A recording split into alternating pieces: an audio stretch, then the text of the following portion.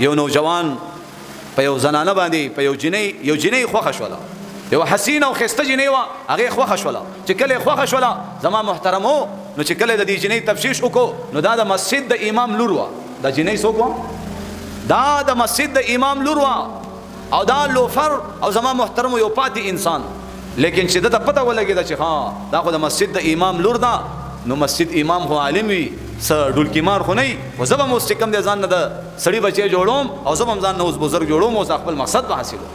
زما محترم دم بس ګیرم پرېغوسته ښایسته بس پټکې مټکې پیشې پنسي مو اوچتې کړي دي څه دپاره؟ د یو مخلوق د یو مطلب حاصلولو دپاره. او پلار ته وایي چې پلار جانه زما یو جنۍ خوښه شوې ده، ورته وایي بچیه څوک ده؟ وایي د مسجد د امام لور ده. نو پلار هم خوشحاله شو چې بچیا تا په یو داسې ښځې کې ګونډه غورځولې ده، تا یو ښځې کې خپله رشته چې کوم دی دغه کړې ده. نو هر سړی وایي چې زموږ رشته د ښو خلکو سره وشي، دینداره تقواداره پرهیزګاره. و یو چې آبادي کې سوچ سمجھ سره، او یو چې بچی له رشته کې سوچ سمجھ سره. دې کې به ډېر احتیاط کوئ، ډېر ډېر ډېر ډېر.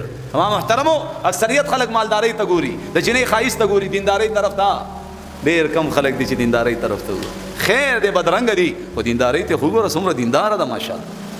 دینداره جنۍ ستا کور ته راځي چې صاحب ستا په کور کې به مونځ شروع کېږي، پرده به شروع کېږي، د قرآن تلاوت به شروع کېږي، ستا کور کې به یو ښکلی ماحول وي. اوس په هغه ښایسته جنۍ به څه وکړي چې د کور نه دله جهنم جوړ کړی وي، جهنم.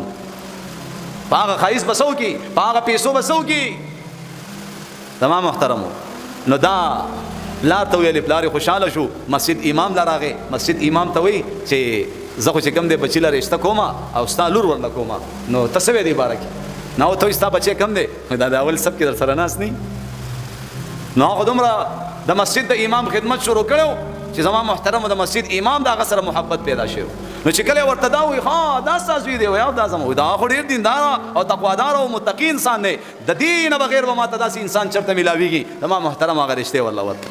چې کله رشته ورکړه مختصر ویم، واده ماده مو شو، بدي کې لاړې څه وکړو، واپس یې ګیره میره وخرېوله او برېت یې وخرېوله، واپس هغه زوړ پوزیشن ته لاړو. چې هغه زوړ پوزیشن ته لاړو نو زما محترمو دلته دا کور والا بیبي ورته وایي چې ته خو دومره دینداره وي، دومره تقواداره، تهجد ګزاره، د مخ دی یو پړقوال، دا څه چل دی وکړو په ځان باندې؟ تا خو پټکې هم لرې کړو، ګیره دې هم لرې کړه، او تا خو مونځ او دس هم پرېښو، قرآن تلاوت ته دې هم شا کړه.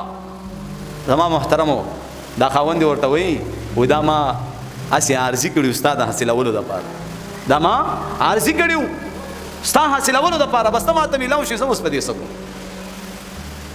زه اوس په دې څه کوم.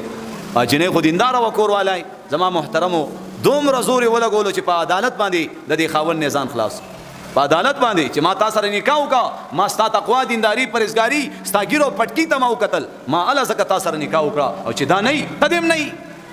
زما محترمو جنۍ داسې لاړه، خاوند غریب کور وران شو، زړه وران شو، پریشانی راغله. نو چې کله پریشانی راغله سرګردانه لیواله پریشانه ګرځي، چا ورته ویل پلانکي ځای کې جادوګر دی که نه، او خو داسې جادو کوي چې چا له انکار کړی دی هغه کار شوی دی، او تم لاړ شه او په هغې باندې په دې مسجد په امام او په دې خپلې کوروالا باندې تعویض وکړه. بس دا راغی جادوګر له، جادوګر سره ناست دی، دا جړه فریاد یې ورته واورو. نو او ورته وایي په دې خو ډېرې غټې روپۍ راځي، وایي 100 روپۍ به راځي. نو زما محترمو چې څومره پیسې ورته یادې کړي، ده ورله هغه پیسې حاضرې کړه، د هر طرف نه یې وله را پیدا کړي. نو بهرحال ورځ دوه درې تیر شو، دا نوجوان بیا راغی، څنګه چې زما کار ونه شو، ورته وایي یار خفه کېږه مه، دا جادوګر ورته وایي خفه کېږه مه، ستا کار نه کېږي. وایي مړکې مړ مې کا، یعنې دا پیسې دې واپس واله، ستا کار کېږي نه. پیسې را واغستې، پریشانه را روان دی، چېرته پولیس والا ګرفتار، پولیس والا هغه تېنه تپوس کوي چې ولې پریشان یې، څه خبره ده؟ ده ورته دا ټوله مسله بیان کړې ده. دا جادوګر یې راغوښتې، ورته وایي دا دومره پیسې تاله درکړې، دا دومره تا د خلکو کارونه کړي دي، د دې کار څنګه نه کېږي؟ جادوګر واوري او ورته څه وایي؟ وایي ما دا شیاطین د دې مسجد امام په کور باندې ورپرېښو، شیاطین د جادو په ذریعې سره ما د دې مسجد امام د دې عالم کور ته ورولېږل چې په دې عالم کار وکړي او د دې په دې لور باندې کار وکړي، چې دا څه کړي دې نوجوان طرف ته میله کړي. زما محترمو وایي زمونږ هغه شیاطین چې کوم لاړو مسجد امام په کور کې دومره فرشتې وي، دومره فرشتې وي چې شیاطین په کور کې دننه پرې نه خوسته، واپس یې راوشړل. وایي بیا ما غټ شیطان ورولېږلو، چې کله غټ شیطان ورغی د دې مسجد امام په کور کې جبرائیل علیه السلام موجود و.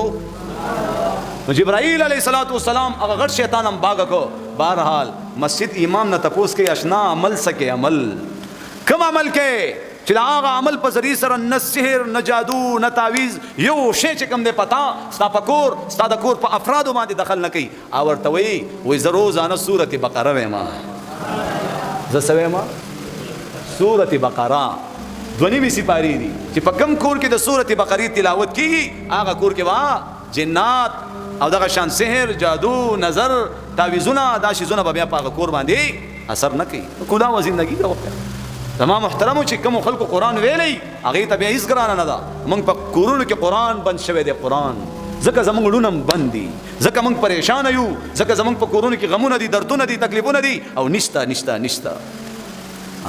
زنانه به بوري کولاولا بسم الله الرحمن الرحیم سورۃ فاتحه به ویلا سورۃ یاسین به زنانه ته یاد وکنه ابه ویلی او زما محترمو الله رسول فرمایي زما تمنا دا زما ارزو دا زما خواهش ده زما خبرې ته توجه شته نو جوانانو چار مان کړي محمد رسول الله سیکړي ارمان کړي سیکړي ارمان کړي استاد محمد رسول الله دا ارمان پوره کې کنا تی پوره کولې شي پوره کې کنا وای پوره کوي هغه په موږ باندې ډېر احسانات دي کنه دي نو د محمد رسول الله ارمان دا دی چې کاش زما د هر امتی نارینه او زنانو په زړه کې سورۃ یاسین محفوظ وي.